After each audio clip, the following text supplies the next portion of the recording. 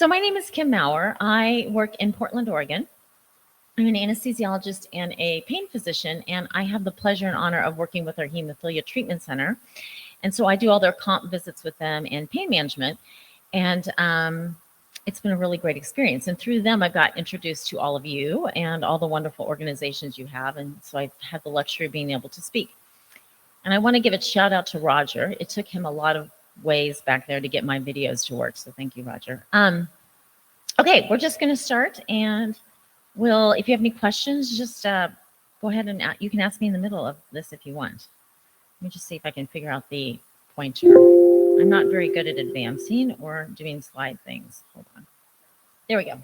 Okay, I have no financial disclosures or conflicts for anything in this presentation.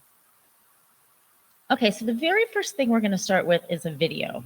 And this is what got me in trouble because I try to be fancy and put videos in my talk, and I am not very technological savvy. So anyway, Roger's going to play this. This video, before we start it, is a little bit of a very simplistic view, very, very simplistic, but it's kind of nice to watch of how dopamine changes in your brain when you're either on opioids or substances that affect dopamine. Nicotine can do some of this, alcohol. And it's just kind of a fun cartoon, but it kind of does a simplistic view of how the brain starts to have those neuroplasticity changes and what we see in the brain. So hopefully it's not too basic for you, but I've always learned something from it when I watch it. Okay, Roger, we are ready.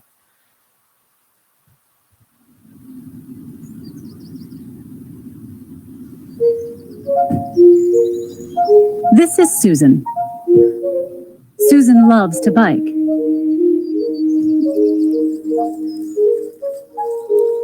While out for a ride, she falls and breaks her arm. Special cells called neurons send a signal through the spinal cord to the brain, which interprets the signal as pain. Susan understands the pain means she needs to go to the hospital, and her body is equipped for survival, helping her not to panic so she can seek help. Many of her neurons are covered in proteins called opioid receptors. These receptors act like a brake to slow down the neuron's ability to send pain signals. When injured, her body releases natural painkillers called endorphins. Like a key in a lock, endorphins activate opioid receptors, slowing down the pain signal and preventing a panic. Susan gets treated for the broken bone, but 3 months later, her arm still hurts. And now that pain is making her feel depressed and anxious. So her doctor prescribes an opioid painkiller. There are many different opioids, but they all share a chemical similarity to our own endorphins. This allows them to bind to the same opioid receptors and stop pain signals. But that's not all they do. Deep inside Susan's brain is a region called the ventral tegmental area, or VTA for short. The VTA is full of neurons that produce a chemical called dopamine. When something good happens, dopamine is released, giving Susan a feeling of pleasure. This helps teach her brain to keep seeking out good things. To keep dopamine neurons in check, inhibitory neurons keep the brakes on until something good comes along. Just like the pain neuron, these neurons are covered in opioid receptors. When Susan takes the painkiller prescribed by her doctor, the opioid receptors turn off the inhibitory neurons and release the brake on the dopamine neurons. The rush of dopamine temporarily eliminates Susan's depression and anxiety, and she feels relief, calmness, and even euphoria. As Susan continues to take the painkillers, her brain responds by trying to regain its balance. Her inhibitory neurons work extra hard, even when the opioid receptors are activated, and it becomes harder and harder for her dopamine neurons to release dopamine. Susan finds that she needs to increase her dose of painkillers in order to feel comfortable. This is called tolerance. Eventually, Susan's pills run out. Inhibitory neurons that have been working overtime are let loose, clamping down on those dopamine neurons and shutting them off almost completely. Now, not only is Susan in pain, but the depression and anxiety come back. On top of that, Susan feels ravaged by an inescapable physical sickness far worse than any flu. Susan's body is going through withdrawal. Most people who take opioids for a long time tend to experience some withdrawal, but they can still stop taking the pills and return to normal. But for people like Susan, It's not so easy. Her genetics and the environment she grew up in put her at a higher risk for addiction. Her withdrawal symptoms aren't just unpleasant, they're unbearable. Susan thinks the only way to feel normal is to find more opioids. And this is how the cycle of opioid addiction emerges, driven by a brain trying to regain its balance. But there is hope for Susan. Though the road to recovery can be challenging and there may be setbacks, treatment can retrain Susan's brain. With the help of medication and therapy, Susan finds pleasure in her life once again.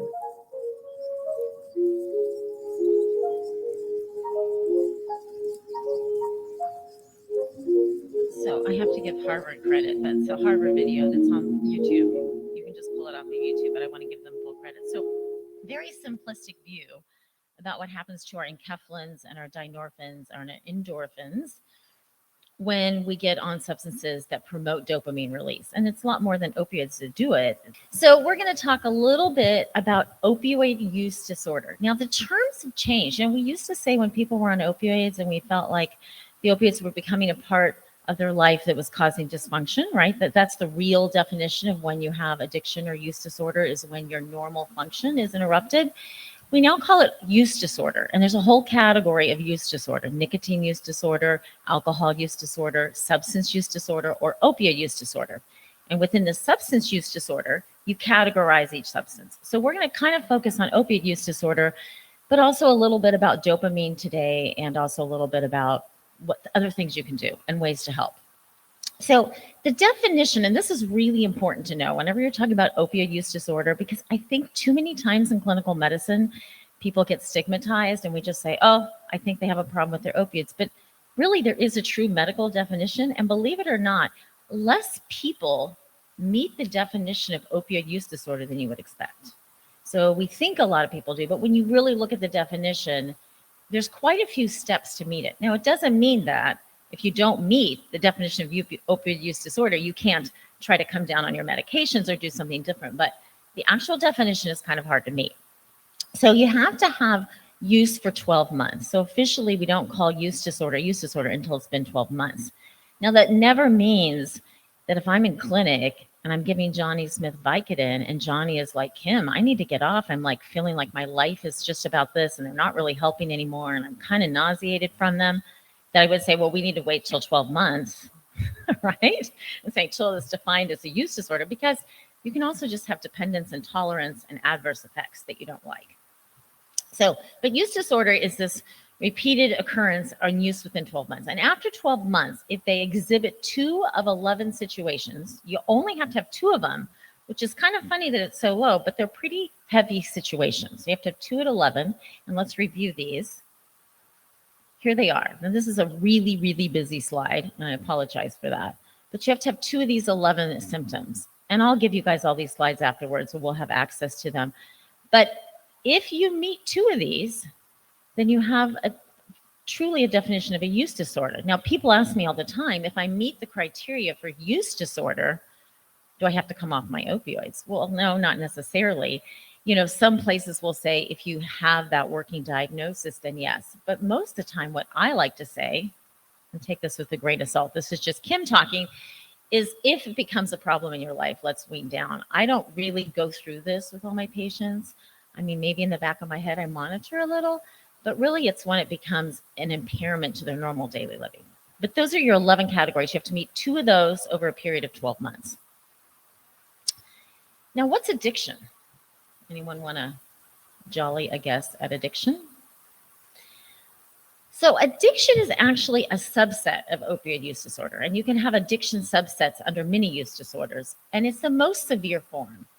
And addiction is when we think of when we watch like Pulp Fiction or some of these movies where people are in prison cells and they're just like a mess, right? Like that's kind of now what we kind of save the term addiction for.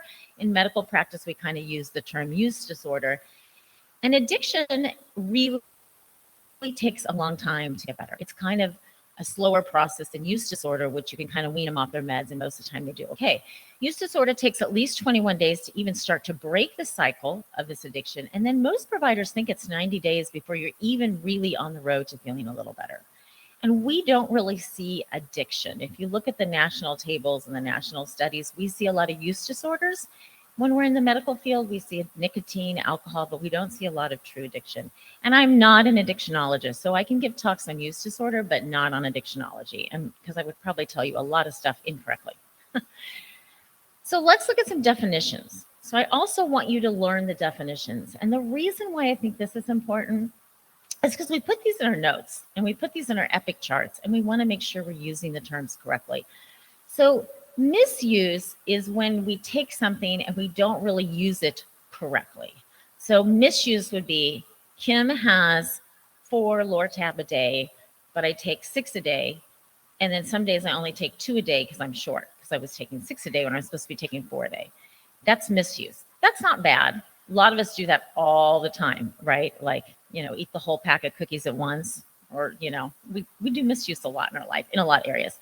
Abuse is when you're trying to do something for the unintended purpose or an improper intended purpose. So abuse is more serious than misuse. Abuse would be if, I'm trying to take someone's meds so I could have fun with them and not take them from them because they need help. That's not a good example, but kind of the idea. Dependence is when you have an abstinence syndrome, when you take away something. So people are physically dependent. All of us become physically dependent, but we all don't have an abstinence syndrome.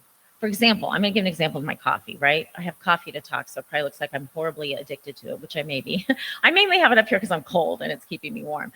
But if I take away my coffee, I'm physically dependent probably because I have the cup probably every morning, but I don't have abstinence syndromes when I take it away. I don't get a headache. I don't get caffeine withdrawal. So I just have a physical dependence. Everyone has a physical dependence on opioids. Everyone. Your body can't avoid having it. It's whether or not you have an abstinence syndrome. But we say that incorrectly in medical terminology. We say, oh, they weren't physically dependent. They were fine coming off.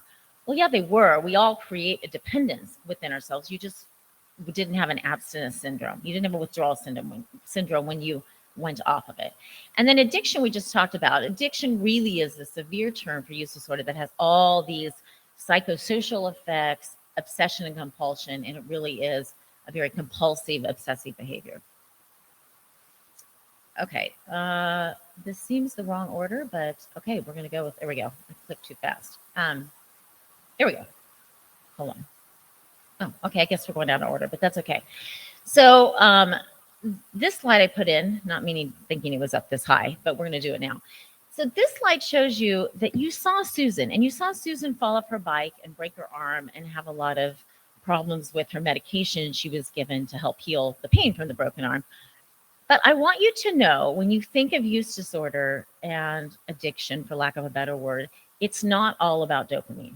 In the very, very early days of understanding pain management, like in the early days of the opiate epidemic, 2006, 2008, we thought it was all about dopamine.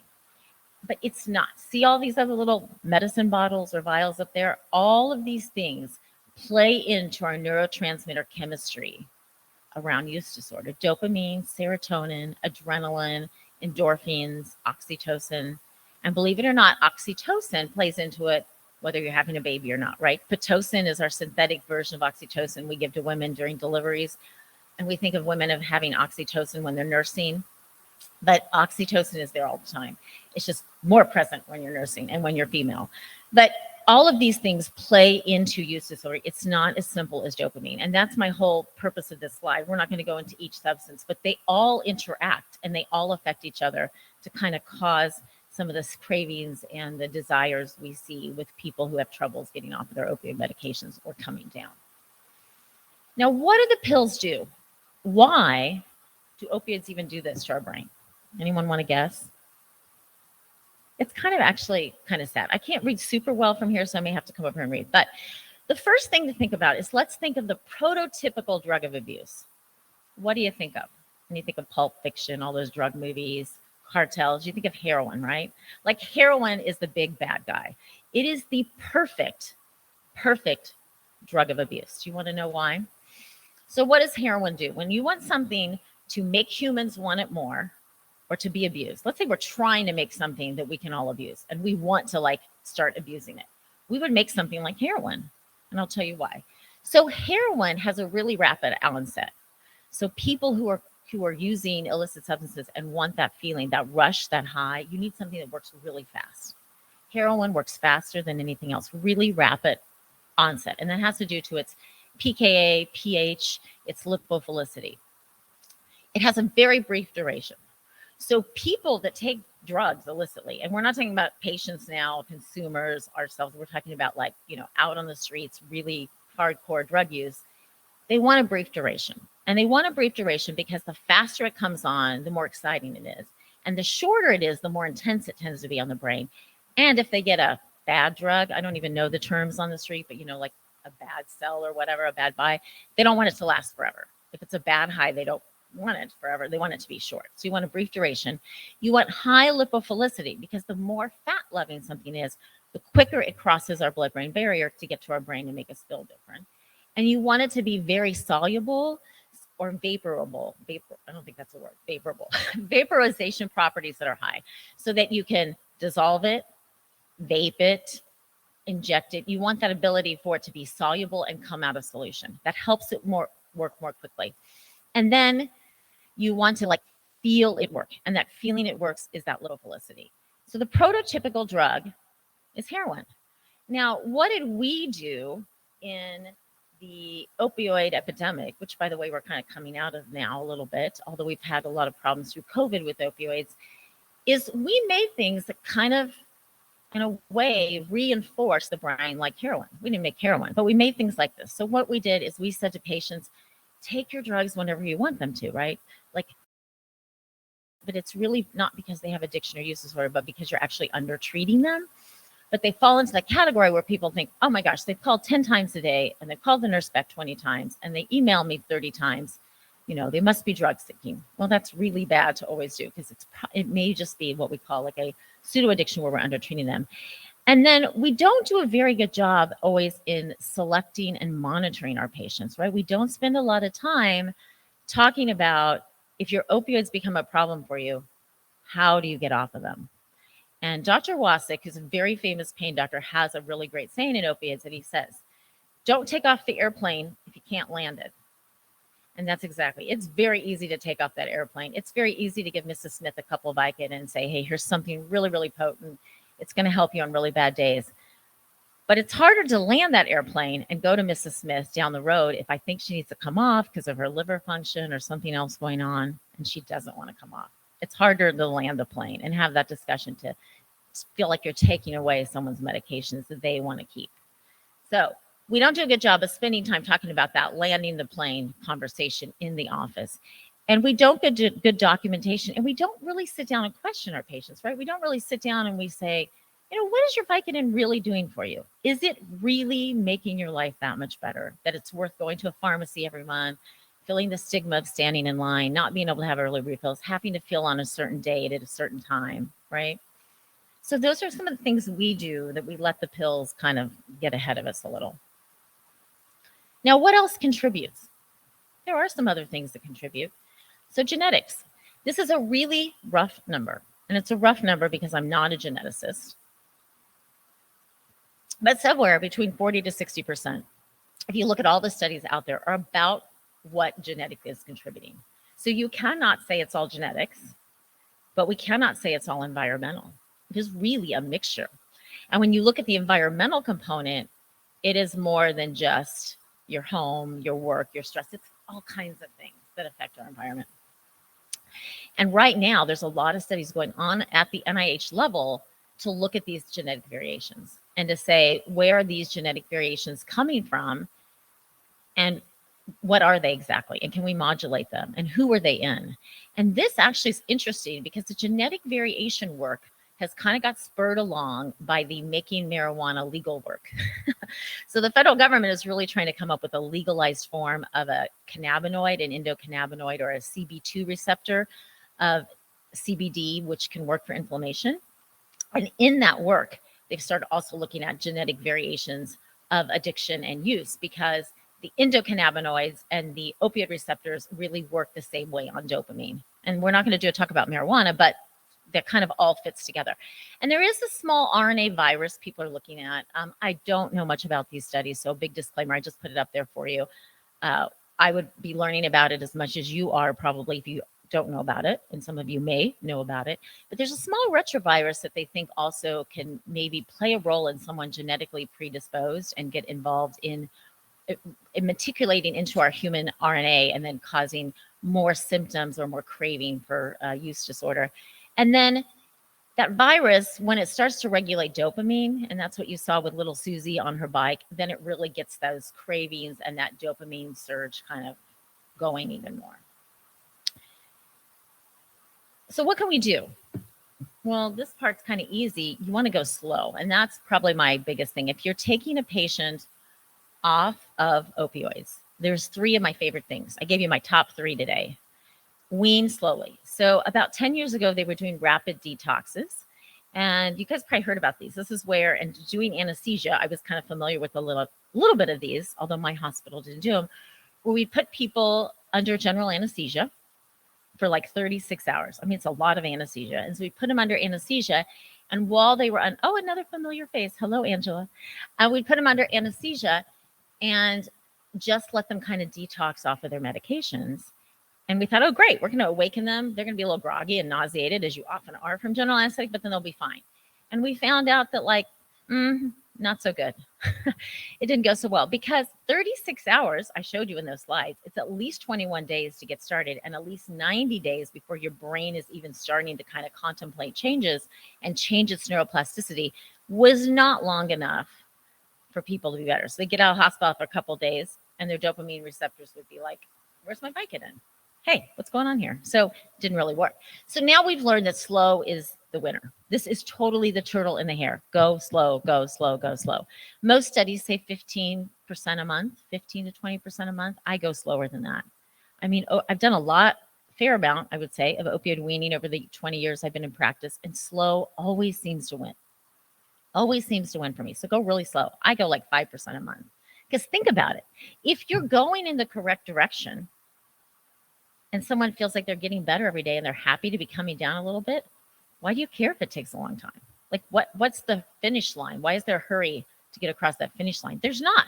Actually, going slower allows less changes to your patient. It's more comfortable, less stressful for them. And go back up. Sometimes I go back up as we get a little low and they're like, Kim, I struggle. I'm like, okay, let's go back up a few tablets. We're in this together to win. There's no race. And I use a lot of low-dose clonidine. I just use the patch, the low-dose patch, the 0.1 milligram patch, or the 0.1 milligram tablets. And you can put these patches or tablets. And I just give them to them PRN to take every once in a while. And it helps with some of that stress when those dopamine receptors, like we saw in Susie's video at the beginning, start to get a little hungry for the for the opioids. And you can use low-dose buprenorphine. This is not a talk about buprenorphine, although I have one I would love to give you guys some time. But we do a lot of what we call microdosing with buprenorphine now, and we use microdosing of buprenorphine when we're helping someone kind of come off of their opiates. Way more for the addictionologist than I can probably talk to you about, but I do a little of that too. So these are some ways you can help your patients. But for most people, you don't need 2 and 3. You just go really slowly, really, really slow. I mean, I'm talking like I have patients on, 300 tablets a month, and we go down to like 298 the first month. And then maybe 297, 296. And then maybe we'll go down by 4. And then maybe we'll hold for a couple months, and it may take me a couple years to get them down to 90 a day. And then we may stay, or 90 a month. And then we may stay there. Okay. The other thing we should be doing, or you can do to help your patients, is you can do some controlled agreements. And the reason we do these are called material risk notices. And the reason I like them is you can make them however you want in your clinic or your office. But the nice thing about them is every state has something called a materials risk notice. So whatever state you're from, California, Colorado, here, wherever, you can take that and you can use that agreement because in it has a lot of good information for your patients about how they're feeling or what they might need to help them with their medication use. Okay, so we put these in all of our clinics. It's a material risk agreement. And then we use a screening tool. Do you guys use any screening tools? I use screening tools at our hemophilia treatment center. There's a lot of them out there, the Dyer, the SOAP. We like the opioid risk tool. The important thing to remember about a screening tool is that it's not like the cat's meow. It's not perfect. So a screening tool is a very, very low key way to get an idea if you might get into trouble on your medications. But it's not medically evident that it's super strong data. So never do a screening tool and then tell your patient, well, you scored too high on the opioid risk tool, so we can't start opioid medications, because that's not how they work. They just give you an idea of like some things that you need to watch for. If there's a family history, if they have a little bit heavier use of alcohol weekly, if they're a certain age, if they have depression, these are things that make it easier for that little pedal to release on our inhibitory neurons, as you saw in Susie's video, and dopamine to get released. So opioid risk tool is the easiest to use. If you're using Epic, this is built into all Epic programs, no matter what version of Epic your hospital or clinic has. So it's the easiest one to do, because if you do Dire or SOAP, SOAP, or SOAP-R, SOAP-R, you have to build it into your Epic system. So we like this one. And can we wean gently? This is my favorite guideline out there, if you want to reference. The VA. The VA hospital system is the leading document right now, probably clinically, for how to lower people's opiates a little bit or to lower their sleep. You can use it for any substance, benzodiazepines, any medicine you want to come down a little bit on, gabapentin, Lyrica. This document is really, really good. So I put this up as a reference. They wrote this, and probably many of you are familiar with it. It's a really good document. It has tables, it has graphs, it has articles, it has references on how we can wean gently. And then we're going to end with a dopamine video. All right. I know this was just a little quick tour through opioid management and dopamine and addiction and substance use, but the next slide will play it. But in a second, I'm going to tell you why I'm playing it. So I'm playing it for two things. Number one, it's going to give you a little bit of dopamine rush. It's really hard to watch this video and not like get a little teared up or a little bit of tear wells going on in your eyes. And it'll give us all a little sense. I had to do this when I did some use disorder training for my patients. They try to make us feel that dopamine surge, right? That first sip of coffee in the morning when you're craving chocolate, you have your first bite of a chocolate bar, a really good movie. Like, this is dopamine surge, runner's high. This is what patients kind of feel. And you can see why they want to take their opiates more often, right? I mean, we all get that with our coffee, with a lot of things we like. An ice cream, bowl of ice cream, when you're like, oh, I'll just eat the rest of the container because it tastes so good, right? We all do that. So one is going to give you a little sense of dopamine. We're going to watch it. It's about 3 minutes long, and it'll kind of end out our talk, and then we'll do questions. And then the other reason I want you to watch it is because it's actually what we're trying to get to in pain management. We are trying to get away from just being in an exam room with a patient and saying, you have use disorder, you have to come down, and we're going to go slowly, and here's some meds to help you. Next person, next visit, come back in a month. We're trying to get where we know pain is chronic, or if you're in my world, I deal more with chronic pain than acute pain, although I do some acute pain. And so we're trying to get people to go out and do things that make them feel good, to get their dopamine in other ways, because there's a lot of healthier ways of getting dopamine than taking medications or this coffee, right? I'm setting a bad example, than drinking a cup of coffee, or, you know, there's things of helping people and doing things for others and going to the movies, going for a walk. If you like nature, going out in nature. There's really strong evidence now that those things that we crave that aren't medication actually work longer and are more sustainable for keeping us out of trouble than the medication therapies. Medications really don't help us that much. On the good side, or helping us get rid of things that are bad by taking other meds, they don't really help us that much. They're kind of a Band-Aid. So we're going to watch this, and this is a true story. I'll go to the next slide, and then Roger in a second, and then Roger has to copy a link for us to get it to work. Thank you, Roger. But it's from the Barcelona 1992 Olympics and a runner named Derek Edmonds. And you guys have probably seen this, but I'm going to switch this over, and then I'm going to let Roger do his thing. And I'll try to stay quiet so you can hear it. We're ready.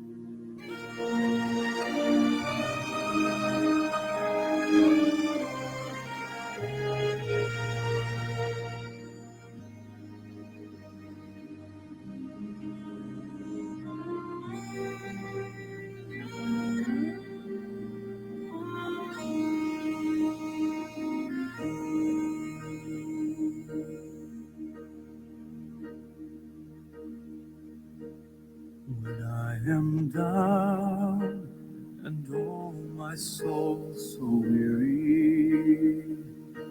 When troubles come and my heart burden me, then I am still and wait here in the silence till you come and sit a while with me.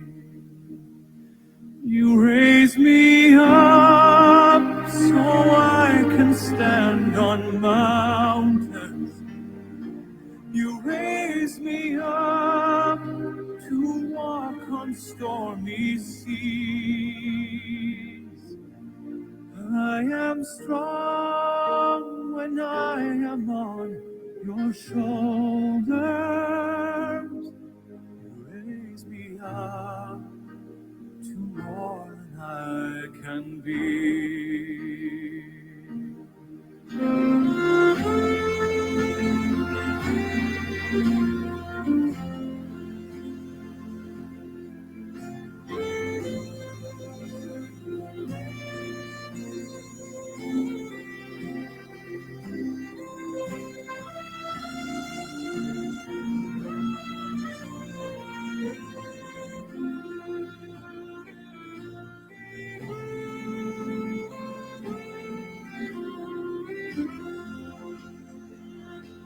You raise me up so I can stand on mountains.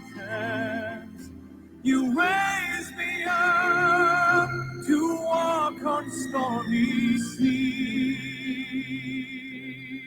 I am strong when I am on your shoulders. You raise me up to more than I can be.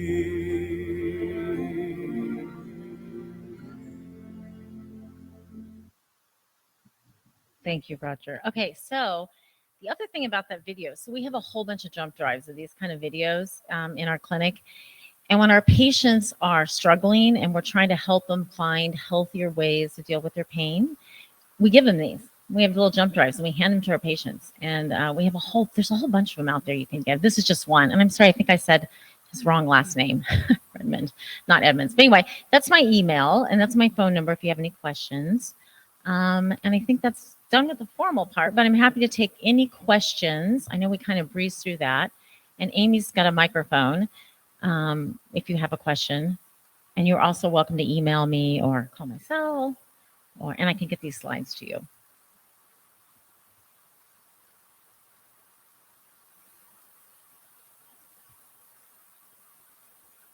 Great. Thank you so much. I was curious with the kind of go slow approach, what are the implications for various forms of treatment? So either like inpatient medical detox versus like a residential or a partial hospitalization, something along those lines. So right now, what we're facing in the country is the inpatient residential ones are really, really hard to get into. They're all full, kind of like you guys have all probably heard. Hospice is full. It's a lot of things. So we do now. There's a big wave starting of partial inpatient programs, which is where you go for several hours a day to like an outpatient center, but you go every day for like a month for several hours, and those actually seem to be the easiest to use. That's what we use. They're a little bit less expensive. They have more availability, and they're a little more practical for a lot of our patients because we find a lot of our patients are working or have other things going on. It's hard to just say, okay, I'm going to get childcare for my children and go into the hospital for 2 weeks.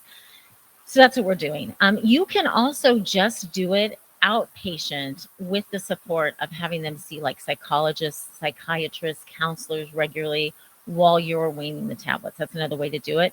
If I'm doing that, I see them back weekly for about 3 or 4 months every week. And I coincide that with a visit with one of our psychologists, either a behavioral health psychologist, a social worker, one of our nurses trained in some mental health issues or mental health areas. And those are probably the easiest ways. To go into a hospital now is really hard because hospitals have like zero help. I can tell you one of the reasons I'm just getting here today is I had to take a bunch of calls because we're down a lot of people. and there's not a lot of beds available. That would be kind of my recommendation. And I think it's more comfortable for the patient. When you go into the hospital, I think you're like, something's really wrong with me. I'm happy to go to the hospital because I'm so bad or something's so wrong. So I think when it's outpatient, it's a little more gentle feeling. So that's what we do. But you can do any of them.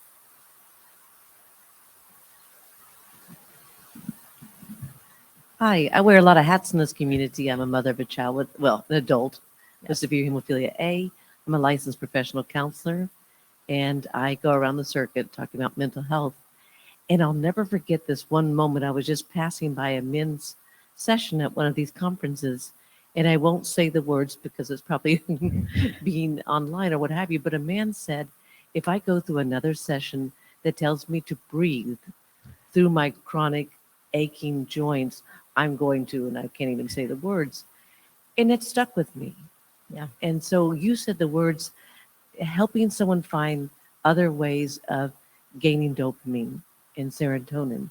Mhm. So what would you say to those gentlemen that said that? Yeah. No, that's great. And here's what I say. And I really don't know if this is right. I don't have any training really in mental health background or anything, but I say that it's really hard in pain management. This part I do know, to get one thing to work. We know that, right? To get rid of the pain, to get better. So when people say, I don't want to just do breathing or yoga or mindfulness. And I always say, yeah, I agree. I don't think just one of those things is going to work. So I'm a believer of taking the kitchen sink and giving everyone about 5% of each thing. So I'm like, do a little acupuncture, do a little deep breathing, do a little bit of yoga, do a little bit of clonidine, do a little bit of eating chocolate, do a little bit of going to the movies, do a little bit of things that feel good, do a little bit of lazy days here and there when you just need to say, okay, it's a rough day. I'm going to start over tomorrow. So I tell my patients, come up with a list of 10 to 20 things that make you feel good. And it doesn't have to be deep breathing, meditation, mindfulness. It can be some of that. That stuff's great. But I don't always think that's enough by itself. Not in every patient. We're all different. For some people, it may be enough by itself. And we have all that in our clinic. But most people I find need an assortment of things. And so I always say it's like going through the smorgasbord. Take a little bit of everything at the buffet. Do that. I tell them, take a little bit of everything at the buffet.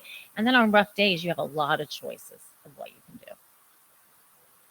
I don't know. That's what I do. It's totally learned by just day after day, my failures, what's worked and what hasn't worked. But that's kind of what we do. The kitchen sink response. There we go. We can name it today. The kitchen sink response. But I do think it's nice to have options for patients. And these days, with as hard as it is to get in the clinics and the shortages we have in healthcare, which hopefully will all pan out as things get better and the pandemic continues to improve, I think it will get easier. But right now it's still hard, and they're predicting it's going to be hard for a while. So the more tools we can give our patients that they don't need to rely on us, the better, because we're not always there. And even when we are there, you can never really walk in someone else's shoes. We don't know what it feels like when you're trying to cut down your Vicodin and the stove is boiling over and a kid is crying and you're tired and your knee hurts and you haven't slept and you're out of milk. All those things that are real life. So I give them the kitchen sink. That's our new theory. The kitchen sink method.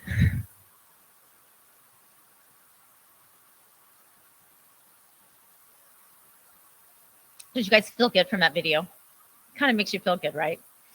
I first saw that video in a class I took on what it feels like to have dopamine. That's kind of a dopamine feel, because you feel sad for him, right, when he's running and he falls. But then when his dad comes out, you find out the guy that runs through, that wants to get to him so badly, is his dad, and that he won't give up and he's determined. It does make you feel good. And we show that also to our patients, because the dual message in that is don't give up. Like, you'll get to the finish line if it's your goal. We just got to go slow. And sometimes there's little bumps along the road, and that's what we always say. We say Derek's fall was, a bump along the road, but he finished the race.